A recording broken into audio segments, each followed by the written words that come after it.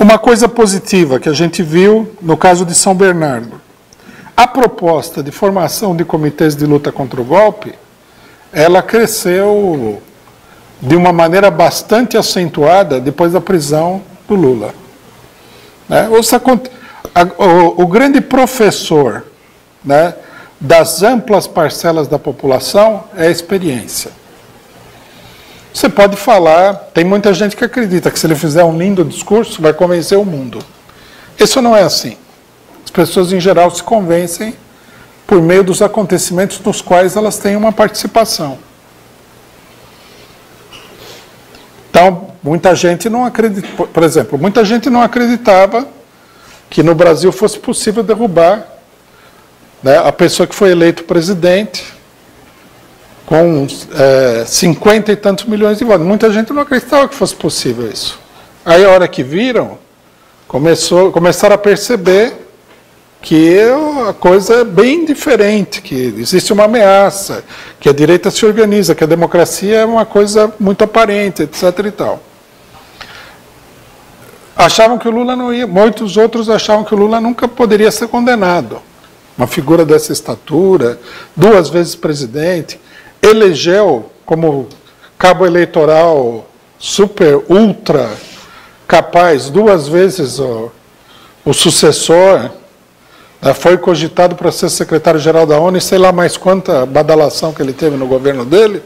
Como é que vão prender ele como se ele fosse um batedor de carteiras qualquer? Prenderam com os pretextos mais estúpidos que alguém poderia imaginar. Procuraram, vasculharam, tanto no caso dele como o da Dilma, procuraram a prova da corrupção de todas as maneiras. A gente sabe, inclusive, que os norte-americanos grampearam o telefone particular da Dilma. A gente sabe disso daí. Como eles não acharam nada de substancial, criaram esse caso do triplex e do sítio de Atibaia. A imprensa, num furor de loucura, falou até do pedalinho no sítio de Atibaia. Quer dizer, o cidadão que foi presidente da República 2 vezes teria se corrompido para comprar um pedalinho e um barquinho de lata. Uma coisa grotesca, né? Bem grotesca, inclusive. Não tem documento, não tem nada, passaram por cima de toda a legislação. Então, esses acontecimentos, essa é a escola da política. Quando os partidos políticos analisam, denunciam, eles estão ajudando simplesmente a esclarecer aqueles fatos que são eles realmente os fatores reais de esclarecimento. Né? Por exemplo, nós falamos, não é assim que o Lula é blindado, é invulnerável. Ele vai ser condenado. Muita gente não acreditava. A hora que ele foi condenado, o pessoal começa a considerar. A gente fala, a democracia no Brasil é de aparência. Muita gente pensa assim hoje. Mas houve o tempo que você falava isso daí e o pessoal olhava para você como se você fosse um maluco, o homem da cobra na Praça do Patriarca, você entendeu? Falou, esse cara é louco, né? É um mistificador, é o apresentador do circo, né? Ele inventa qualquer história para vender o peixe dele. Mas aos poucos, as pessoas vão tendo essa consciência, vão se unificando num determinado movimento. Então, nós temos que ter essa percepção, né? E nós temos que ter a percepção de que não adianta nada que, por exemplo, o nosso partido e as pessoas que concordam com o PCO estejam convencidas. Nós precisamos convencer amplamente a população. Mas precisamos convencer não simplesmente através de denúncias. Porque essas denúncias são, né? Elas não são um movimento. Precisamos convencer através de impulsionar uma atividade prática das pessoas. Por isso é importante, por exemplo, a convocação para o ato de Curitiba. Não é o último ato. Nós já chamamos o pessoal a se mobilizar por várias coisas, etc. e tal. Algumas mobilizações foram importantes, outras foram fracas. Né? Não existe esse... Também, você nunca vai saber também, de antemão, qual é o momento em que a coisa vai dar um salto de qualidade e vai se transformar num movimento mais forte, mais poderoso, mais amplo. Mas a gente tem que impulsionar de maneira a que esse movimento se desenvolva. Nós temos que entender que a direita começou com uma propaganda muito forte, acuou a maior parte da esquerda, quase a totalidade da esquerda, e nós, desde o momento em que começou a luta contra o impeachment, nós estamos revertendo essa situação. Nós estamos tirando os setores da defensiva, há cada vez mais mobilização. Com a prisão do Lula, esse movimento se expandiu muito. Uma coisa lógica, o Lula é uma figura que tem um grande prestígio entre as massas populares. Era uma coisa compreensível, né?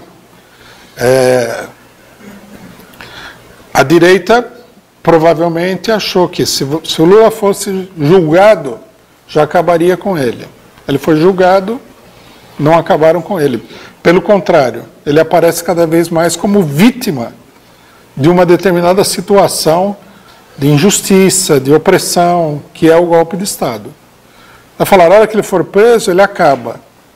Vários setores de esquerda pensaram isso também. São cálculos mal feitos, né? Uma incompreensão também de como funciona o movimento político geral e a psicologia popular. À medida que quanto mais você leva a paulada de pessoas desagradáveis como os ministros do STF, juiz como o Sérgio Moro, a imprensa, os partidos de direita, que só pisam na cabeça do povo, mais o povo olha e fala, bom, se ele está sendo atacado por essa gente, ele é bom, ele aparece como sendo cada vez melhor, né? Isso é uma coisa mais ou menos lógica. Então, nós temos que impulsionar esse movimento e nós temos que organizar esse movimento, né? E eu queria insistir no problema dos comitês de luta contra o golpe. É preciso haver uma organização. Alguém perguntaria, mas não existe uma organização do movimento operário, do movimento popular, dos setores democráticos, sindicatos, partidos, etc. e tal? Sim. Essa organização existe, longe de nós desconsiderar essa organização, mesmo que ela esteja relativamente paralisada nesse momento. Mas o importante para que o movimento se desenvolva é organizar os setores que são conscientes da importância daquilo que está acontecendo na situação política e estão dispostos a militar para organizar mais amplamente em torno da luta contra o golpe. Existe uma tendência à formação de comitês, nós temos recebido muita gente falando, o próprio PT formou comitês, embora esses comitês eles não atuem muito, né? Agora, a Frente Popular tirou um plano de luta, que é um plano de luta meio caótico ao estilo da Frente Popular. Tem atos públicos, e aí tem a vigília, e tem mais não sei o que, é uma coisa confusa, né? Na nossa opinião, a gente deveria se concentrar objetivamente naquelas medidas que permitem mobilizar a população, né? Atos públicos, materiais que têm um direcionamento, né? Vocês devem ter notado que a Frente Popular evita de falar as coisas claramente. Por exemplo, em vez de um caso que ficou muito marcado, foi o próprio caso do Lula. Em vez de falar não à prisão do Lula, como seria o natural, colocar uma reivindicação objetiva, eles começaram com slogans, né, como é que se diz? Mais coloridos. Estou com Lula, sou Lula. Bom, tudo bem, você está... Com Lula, como eu já falei, não está ninguém agora, está sozinho na prisão. O Suplicy queria ir lá, quase morreu de infarto, coitado, está no hospital. Então, quer dizer, não tem sentido essas coisas. Tem que ter uma reivindicação. Dirigir, né, a sociedade é uma exigência, uma reivindicação clara. Nesse momento, liberdade para o Lula que está preso, né? Exigir a libertação dele. Mesmo essa palavra de ordem que o PT popularizou, Lula livre, é uma palavra de ordem confusa, né? Vamos supor que você está muito mal informado sobre o que está acontecendo. Aí você vê alguém com um cartazinho que fala Lula livre. O que significa isso? Você quer que ele esteja livre, ele está livre, ele foi liberado, o que é?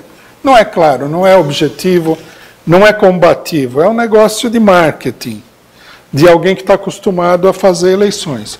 Então nós precisamos criar os comitês, né, tirar materiais que façam uma propaganda objetiva, ou seja, mobilizadora, né, que permita uma mobilização, que seja, de um modo geral, um chamado à mobilização, né, e espalhar esses comitês por todo lugar. O país está ameaçado de um golpe militar, né, ameaçado no sentido literal, porque os militares já ameaçaram a população inúmeras vezes de realizar um golpe militar. A situação institucional é caótica. Existe uma tendência à mobilização. Existe também uma mobilização da direita, como a gente viu nessa madrugada aqui. Então, quer dizer, é uma coisa fundamental e urgente a organização dos setores que querem lutar contra o golpe. Nós temos que nos empenhar ao máximo nessa questão. Há muitos comitês já formados, né? Muitos a gente nem sabe que eles foram formados, nem estão muito bem centralizados e organizados, mas formaram-se muitos. É preciso aprofundar, impulsionar e centralizar esse trabalho. Essa é a tarefa do momento. Mais importante ainda é o que já está começando a acontecer, que nós sempre achamos que era uma questão fundamental. É preciso levar esses comitês aos locais de trabalho, às fábricas, onde estão os trabalhadores assalariados, a classe operária, onde está a população pobre, nas periferias e tudo mais. Né? Muita gente não tem noção de como não há um trabalho de mobilização nesses setores. Né? Os nossos companheiros do Rio de Janeiro, diante da intervenção militar, eles foram em várias comunidades, nas favelas do Rio. E existe ali um potencial de mobilização. Lógico que vocês devem imaginar que uma comunidade cercada de um lado pela polícia, do outro pelo exército, do outro por traficantes, o pessoal se movimenta lá com muita cautela, né? Inclusive a gente notou essa cautela. O pessoal meio que dava a entender o seguinte, falou, vamos ver, né? Eu gostaria, eu acho bom, acho importante, mas vamos ver se isso aqui dá, porque também depende muito das condições. Mas não há um trabalho de mobilização. Se as pessoas acham que há um trabalho grande de mobilização nesse setor, que é o setor fundamental da população, está enganado, não tem. Todo esse trabalho publicitário é feito num meio relativamente reduzido em relação é amplo, mas em relação ao conjunto da população, é um meio reduzido. O cidadão não vai na periferia discutir com o trabalhador o problema. Aí reina um sentimento confuso. Por exemplo, o que a gente notou no Rio de Janeiro, também em São Paulo, em setores da periferia, nós notamos que a receptividade é grande. Mas não há essa mobilização, precisaria de um trabalho mais intenso para mobilizar. E se nós estamos falando em enfrentar o golpe, esse é o setor que precisa ser mobilizado. Daí a importância também dos comitês. É preciso se organizar para organizar a população operária, os setores mais populares e tudo mais.